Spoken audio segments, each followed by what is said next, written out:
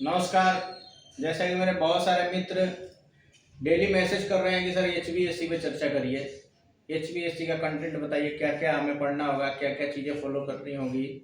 तो इसको देखते हुए मैंने आज एचवीएससी का टॉपिक को चुना है, जिसमें ओवरऑल पहले आज मैं पूरा उसका लेआउट बताऊंगा कि एचवीएससी में हमें टोटल क्या क्या चीज़ें देखनी होती है और क्या क्या चीज़ें हमें पढ़ना होता है। कुछ लोग 4 साल 5 साल से इलेक्ट्रिशियन ही रह जाते हैं, इसलिए रह जाते हैं कि उनका एचवीएससी वीक होता है। आप अगर टेक्नीशियन से अपर लेवल पर जाते हैं तो एचवीएससी और इलेक्ट्रिकल दोनों चीज़ें स्ट्रांग होनी चाहिए। जिसको देखते हुए मैंने बहुत सारे लड़कों से पूछा तो उनका यही मकसद है कि एचवीएससी के लिए हमें प्रॉपर नॉलेज कहीं से मिल नहीं पाता है, इसके वजह से मैंने बनाया हूँ। इसके लिए आज आपको पूरा उसका लेआउट बताऊंगा कि एचवीएससी में क्या क्या चीज़ें देखी जाती है। जिसमें सबसे पहला हमारा रहेगा टॉपिक चिल्लर प्लांट। चिल्लर प्लांट को अगर हम देखेंगे तो चिल्लर प्लांट में हमें क्या क्या चीज़ें पढ़ना पड़ेगा। जिसमें सबसे पहले होता है चिल्लर plant refrigeration cycle. Refrigeration cycle के बाद हमें पता होना चाहिए कि पंप्स जो होते हैं, प्राइमरी सेकेंडरी कंडेंसर, इन तीनों पंपों का पता होना चाहिए। तीसरा होता है हमारा कूलिंग टावर। कूलिंग टावर के बारे में प्रॉपर पता होना चाहिए।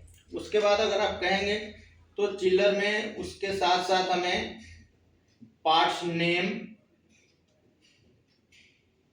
पार्ट्स फंक्शन, पार्ट्स के नेम हमें प्रॉपर पता होना चाहिए, उसका फंक्शन पता होना चाहिए कि कंडेंसर किस लिए है, इवेपोरेटर किस लिए है, कंप्रेसर किस लिए है, ठीक है, उसमें क्या क्या सेफ्टी लगी हुई है। तो पार्ट्स नेम के बाद हम लोग पढ़ते हैं सेफ्टी के बारे में कि टोटल क्या क्या सेफ्टी लगी हुई है।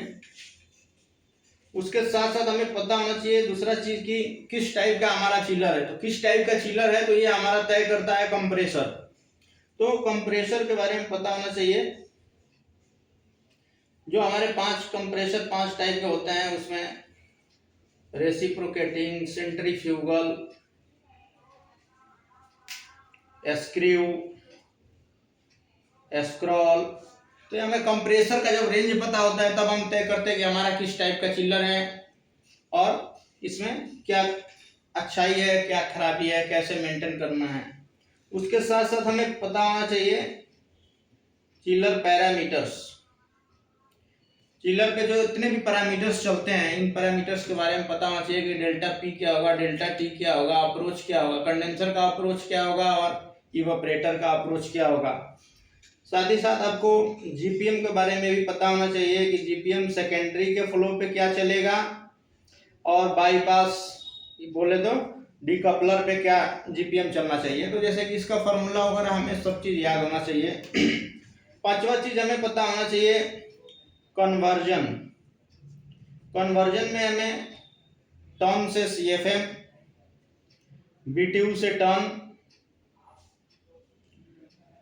जीपीएम से टर्न, ये सब चीज़ें हमें मालूम होना चाहिए बेसिक थ्योरी के तहत। दूसरा चीज़ हमें छठा पॉइंट ये फोकस करना होता है कि कन्वर्जन के बाद की सेफ्टी प्रॉपर याद होना चाहिए। सेफ्टी के साथ सेफ्टी काम कैसे कर रही है, वर्किंग प्रिंसिपल ऑफ सेफ्टी।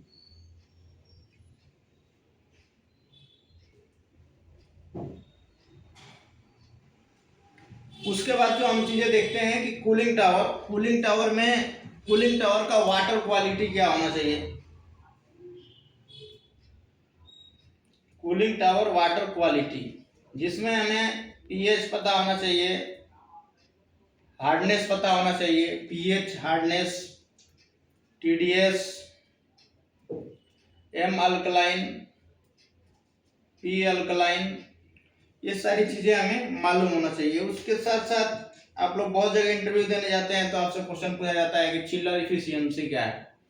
तो चिल्लर इफिशियंसी हमें निकालने आना चाहिए, जिसमें IKW निकाला जाता है, COP निकाला जाता है। साथ ही साथ कूलिंग टावर का COC कितना होना चाहिए, COC भी निकालने आना चाहिए आपको। तो ये सारा लेआउट है कि हमें HVAC चीज़ें क्या क्या चीज़ें देखना होगा।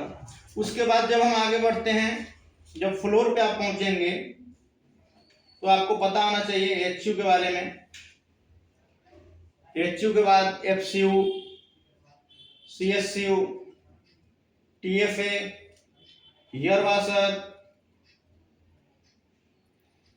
ये सब चीजें पता होना चाहिए। इनका वर्किंग प्रिंसिपल कि ये कैसे काम करते हैं, इनमें क्या क्या ट्रबल आता है, हम क्या क्या ट्रबल शूटिंग करते हैं।